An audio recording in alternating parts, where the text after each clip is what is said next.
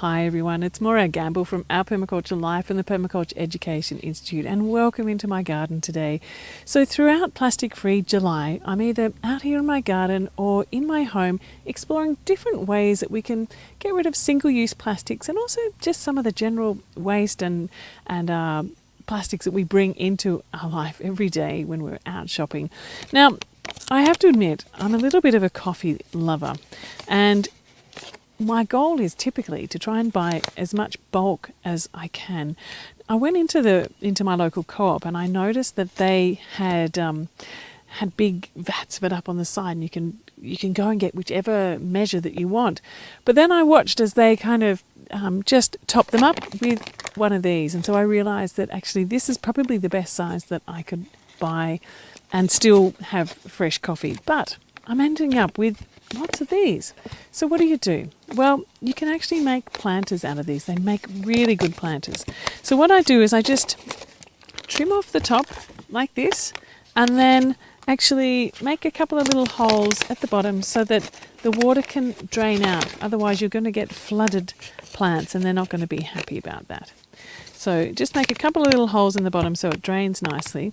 Then you can roll over the top, and I've just got some of my compost here. I'm just going to fill that up. Now, if you haven't got compost ready to go, you can always just get some good quality potting mix from somewhere, but then you end up with the potting mix bag problem. You can make a garden out of your potting mix bag, I suppose, or use it to do something else. So as quickly as you can to get some of your own compost going is the best thing to do. All right, so I'm just going to try and speed this up a bit for you. Use my hands as well. There we go. I always like to get my hands in and feel what's going on with the soil. You can feel how moist it is. I smell it. Oh, it smells so great. Compost is just the best thing. If there's a big chunk of it like that, put that back. You can throw that back into the compost.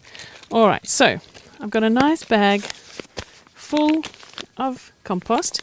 So just before, I harvested a little bit of lavender. Now the top is going to get wilty, so I'm going to snip that bit off. There we go.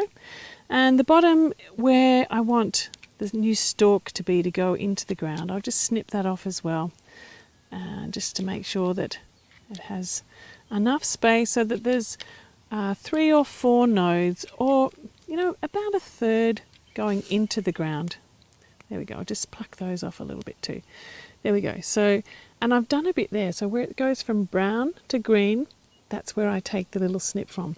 So I'm just going to make a little hole into my potting mix, firm it in, and then just grab a little bit of mulch and then pop that around, and then, whoops, you can't see what I'm doing there.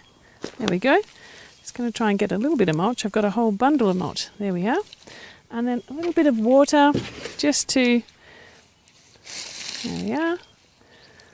And so you can have a whole lot of little herbs growing either in your little nursery or on your veranda or out the back patio, or just as a way to get your seedlings happening. What I find is often when you're trying to propagate young seedlings or get herb cuttings happening, the little pots just dry out way too quickly. So I always find this is much better. So keep watering it till it starts to come out of the bottom like that. So it's obviously a good thing to do outside when you're getting started. And there we go. That's it. So anything that you've got that's coming out of your house, see if you can find a way to turn it into something really useful so it has a whole new life again. All right, I'll catch you again tomorrow for another little fun tip of something that you can do to make a positive difference, and maybe it's something you can do with your kids as well and have a great time doing it.